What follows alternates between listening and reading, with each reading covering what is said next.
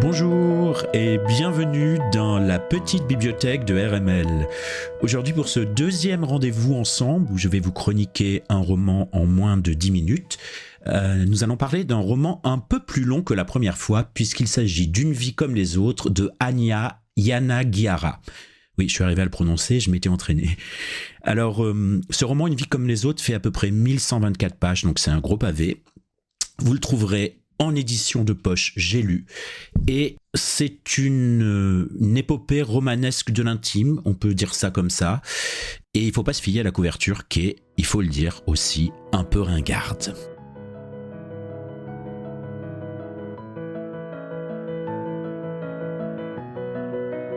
Alors, Une vie comme les autres raconte la vie de 4 amis de l'université. Willem, un acteur séduisant qui fait craquer tout le monde.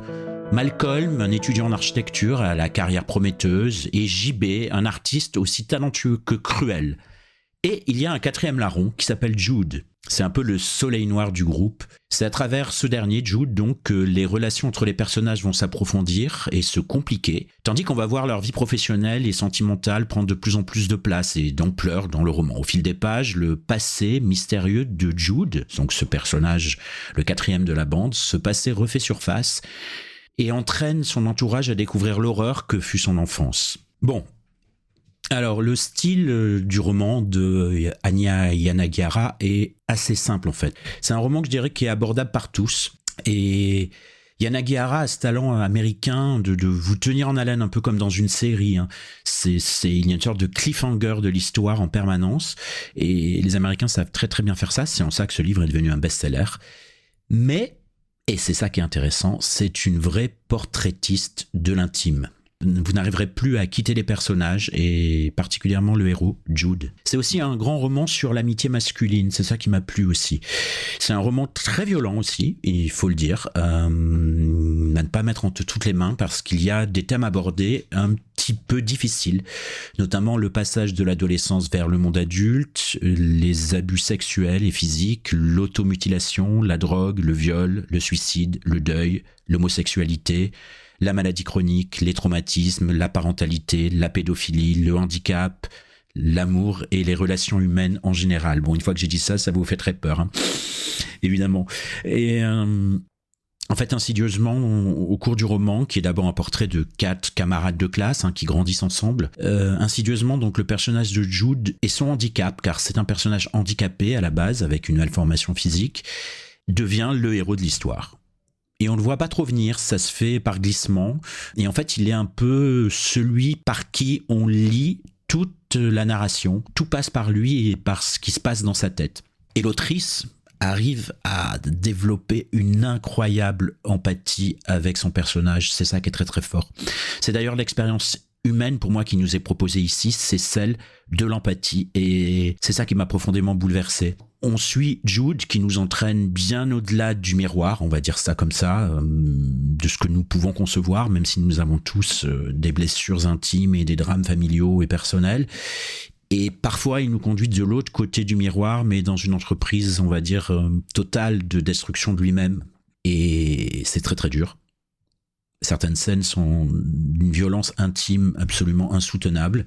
Et en même temps, le roman questionne, interroge le mal-être profond que peuvent porter des individus et l'interroge d'autant plus que nous avons une énorme empathie avec ce personnage de Jude. Et quand il, par exemple, parle de destruction de lui-même, c'est terrible parce qu'on la comprend, on la ressent par empathie. Et c'est ça qui est totalement bouleversant dans ce roman. Voilà, et on suit aussi par ricochet le désespoir et la douleur et la difficulté et aussi l'humanité qui peut traverser les aidants, on va dire, dans la vie. Voilà, c'est un roman à pas mettre dans toutes les mains, et particulièrement pas dans les mains des personnes les plus sensibles ni des plus jeunes, et je vais vous en lire un petit extrait.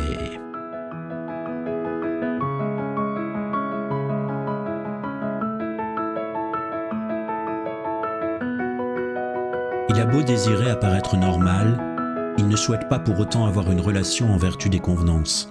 Il le souhaite parce qu'il s'est rendu compte qu'il se sent seul. Sa solitude est si profonde qu'il l'éprouve parfois physiquement, un tas humide de linge sale qui lui pèse sur la poitrine. Il n'arrive pas à se défaire du sentiment acquis. Les gens présentent la chose comme tellement aisée, comme si décider d'avoir une relation était la partie la plus difficile du processus. Mais il ne s'en laisse pas compter. Avoir une relation signifierait qu'il s'expose à quelqu'un, ce qu'il n'a encore jamais fait à part devant Andy. Cela signifierait qu'il se confronte à son propre corps, qu'il n'a pas vu nu depuis au moins une décennie, même dans la douche, il ne se regarde pas.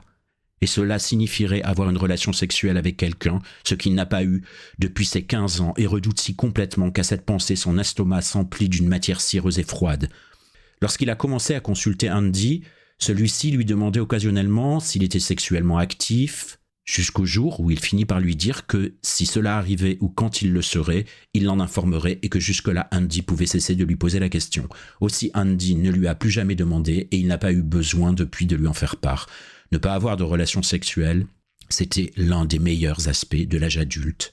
Mais il a beau craindre une relation sexuelle, il désire également qu'on le touche, aimerait sentir les mains de quelqu'un d'autre sur lui, bien que cette idée en même temps le terrifie. Parfois, il regarde ses bras et éprouve une haine de soi si impétueuse qu'il peut à peine respirer. Une grande partie des transformations que son corps a subies ont échappé à son contrôle, mais il est totalement responsable de ses bras et ne peut s'en prendre qu'à lui-même. Quand il avait commencé à se scarifier, il se tailladait les jambes, juste les mollets, et avant de développer une méthode, il coupait l'épiderme. Alors, Anya Yanagihara est née en 1974, c'est une écrivaine américaine d'origine hawaïenne. Elle avait un père hawaïen et en même temps une mère coréenne, donc c'est toute la multiplicité des États-Unis qui est présente ici. Aujourd'hui, elle vit à New York. Son premier roman date de 2013, ça s'appelle The People in the Trees, il n'a pas été traduit en français. Et Une vie comme les autres, dont le titre anglais est en réalité A Little Life, bon, ça aurait été moins beau, Une petite vie en français, paraît en 2015. C'est un roman qu'elle a écrit en 18 mois et il est devenu un énorme best-seller mondial, inattendu malgré la violence du propos. Voilà, et c'est un livre qui ne cesse de faire parler de lui régulièrement et je pense que si vous aimez les romans intime, bouleversant, sensible, il ne faut pas passer à côté, voilà. Et il y a un troisième roman qui vient de sortir d'elle, que je n'ai pas encore lu, il est sorti en 2022, qui s'appelle To Paradise, Vers le paradis, traduit en français aussi. Voilà, je vous laisse, c'était tout pour aujourd'hui. Si vous avez aimé ce podcast, eh bien, cliquez, commentez, partagez-le, j'en ai besoin aussi, et d'ici la prochaine fois, lisez, lisez, lisez, lisez. Voilà, je vous souhaite une belle journée. Au revoir.